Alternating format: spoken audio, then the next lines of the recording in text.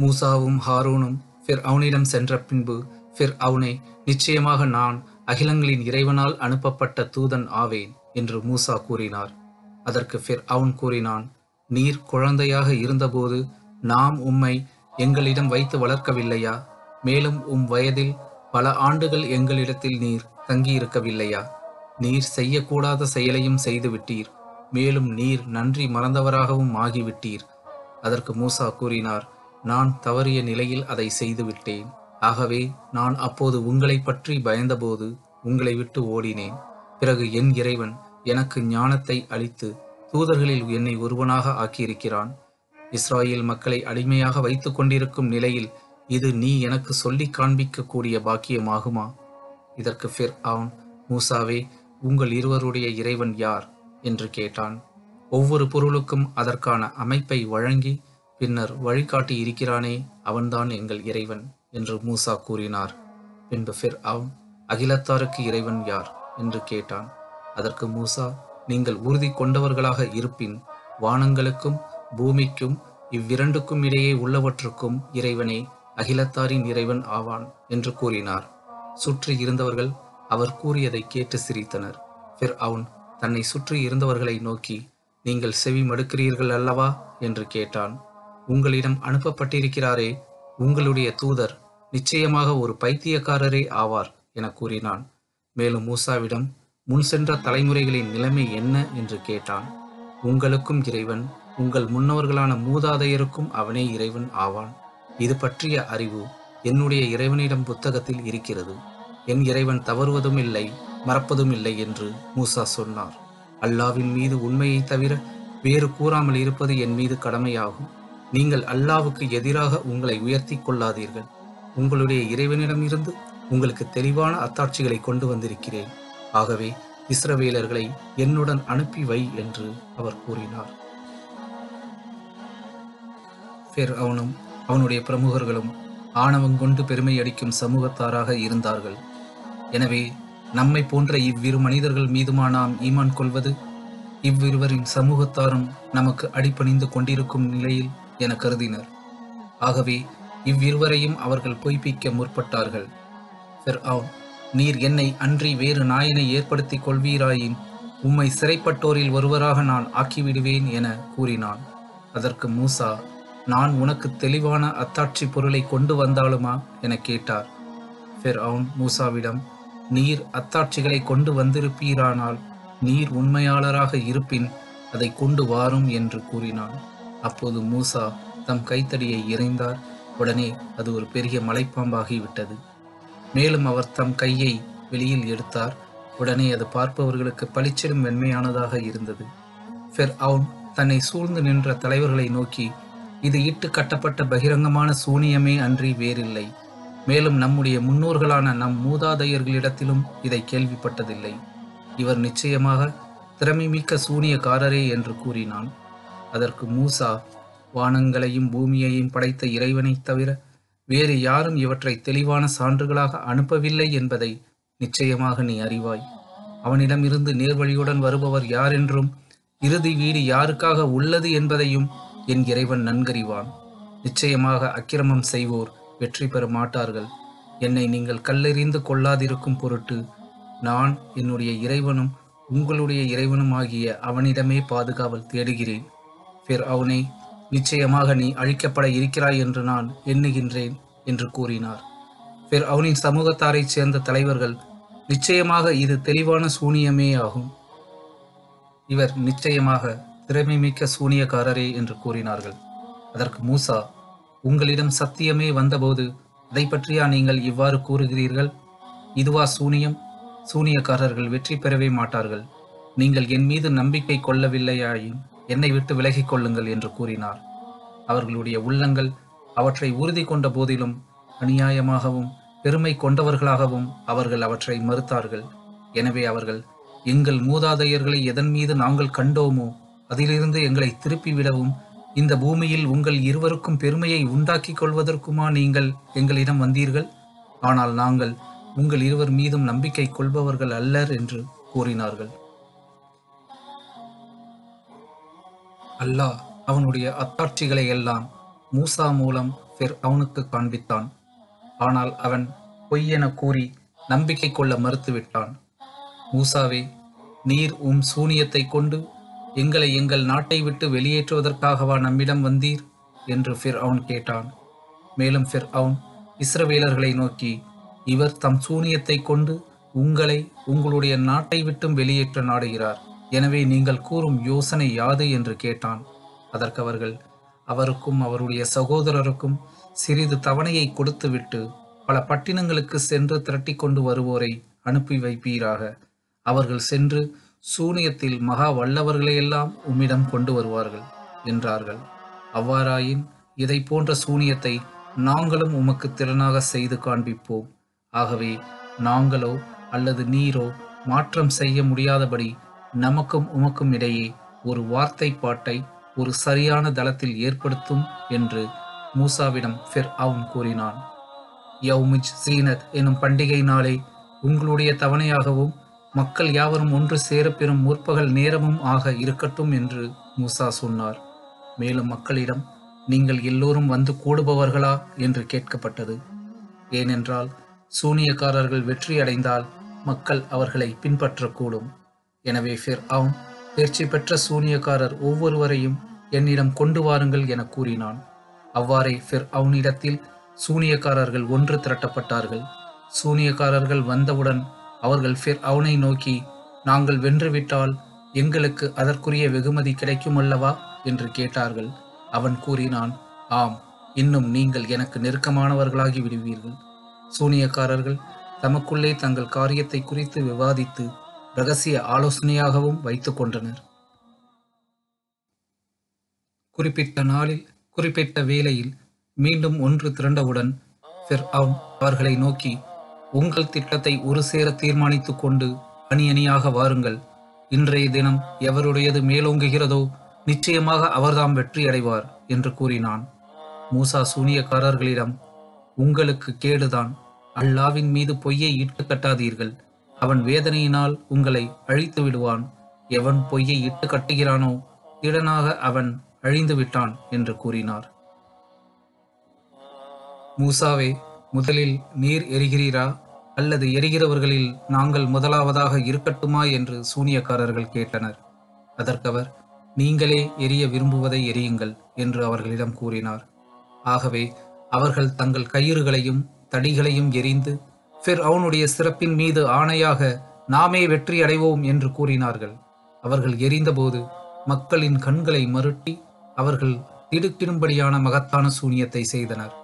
அதனால் அவர்களுடைய கயிறுகளும் அவர்களுடைய தடிகளும் அவர்கள் சூனியத்தால் நெளிந்தோடுவது போல் அவருக்கு தோன்றியது.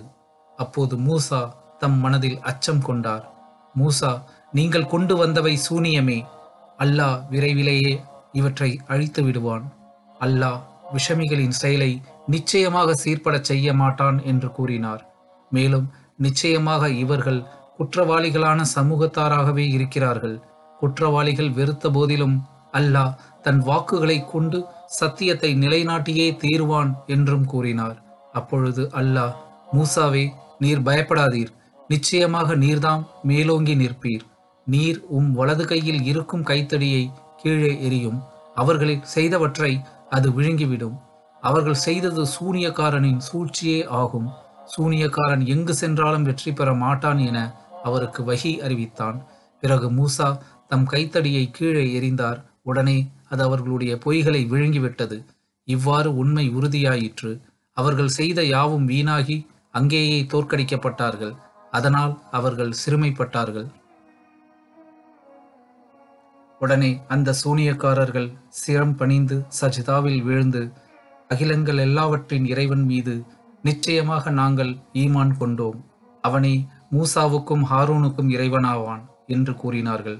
அதற்கு அவன், உங்களுக்கு நான் அனுமதி கொடுப்பதற்கு முன்னரே நீங்கள் அவர் மேல் ஈமான் கொண்டு விட்டீர்களா? நிச்சயமாக அவர்தான் உங்களுக்கு சூனியத்தை கற்றுக் கொடுத்த தலைவர். நிச்சயமாக இது ஒரு சூழ்ச்சியாகும். இந்நகரவாசிகளை அதிலிருந்து வெளியேற்றுவதற்காக மூசாவுடன் சேர்ந்து நீங்கள் செய்த சூழ்ச்சியே ஆகும். இதன் விளைவை நீங்கள் அதிசீக்கிரம் அறிந்து கொள்வீர்கள். வேதனை கொடுப்பதில் நம்மில் கடுமையானவர் யார், அதில் நிலையாக இருப்பவரும் யார் என்பதை நிச்சயமாக நீங்கள் அறிந்து கொள்வீர்கள். நான் உங்கள் கைகளையும் கால்களையும் மாறுகை மாறுகால் வாங்கி உங்கள் யாவரையும் பேரீத்த மரக்கட்டைகளில் சிலுவையில் அறைந்து விடுவேன் என்று கூறினான். அதற்கு அவர்கள், எங்களுக்கு வந்துள்ள தெளிவான அத்தாட்சிகளை விடவும் எங்களை படைத்தவனை விடவும் உன்னை மேலானவனாக நாங்கள் எடுத்துக்கொள்ள மாட்டோம். ஆகவே என்ன தீர்ப்பு செய்ய நீ இருக்கிறாயோ அவ்வாறே தீர்ப்பு செய்து கொள். எந்த கெடுதியும் இல்லை. நீ தீர்ப்பு செய்வதெல்லாம் இவ்வுலக வாழ்க்கையில்தான். நிச்சயமாக நாங்கள் எங்கள் இறைவனிடம்தான் திரும்பிச் செல்வோம் என்று கூறினார்கள்.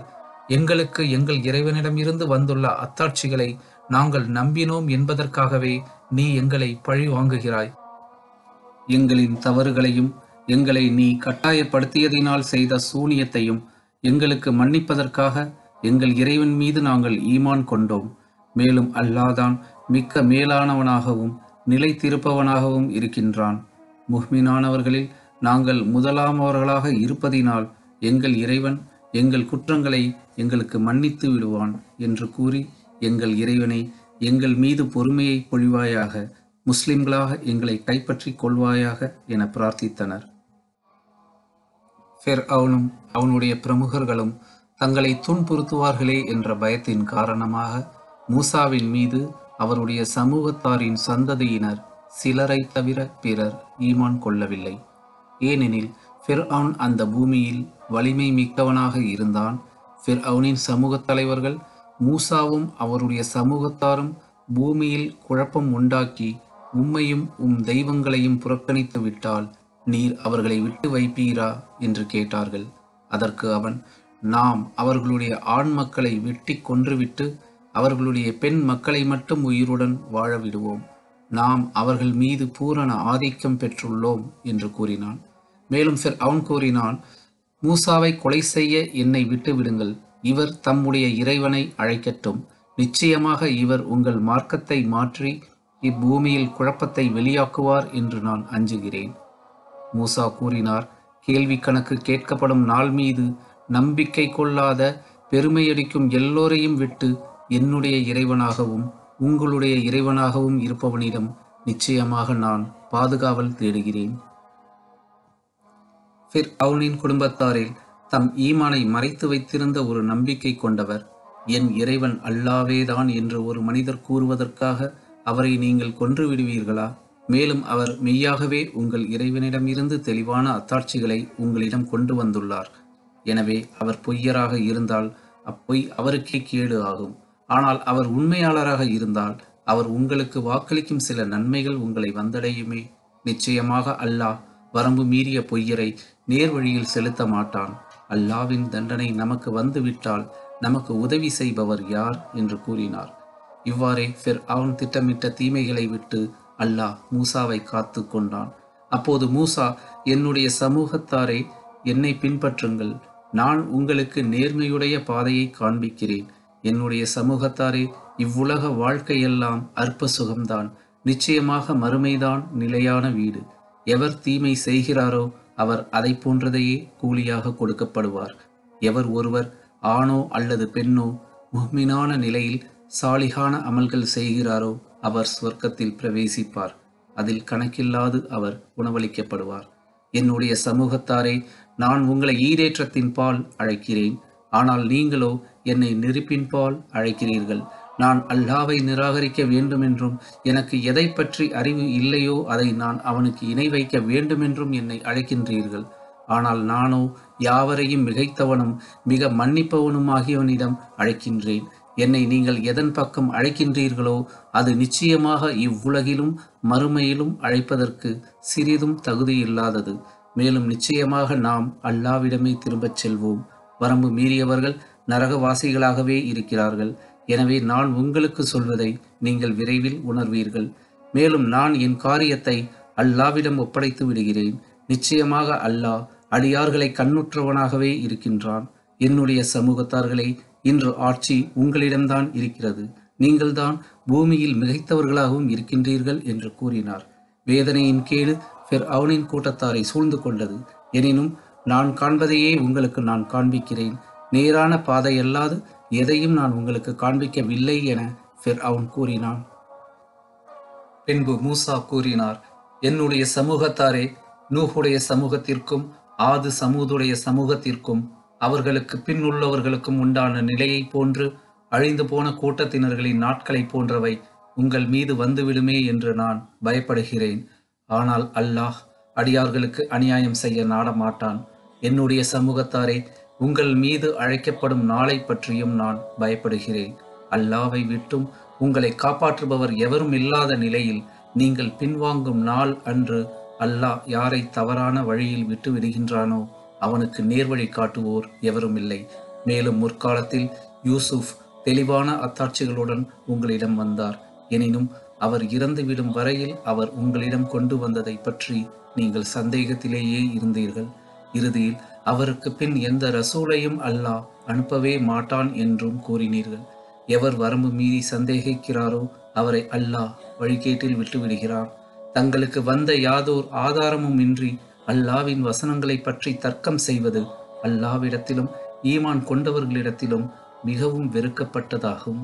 பெருமையடித்து ஆணவம் கொள்ளும் ஒவ்வொரு இருதயத்தின் மீதும் அல்லாஹ் முத்திரையிட்டு விடுகிறான்.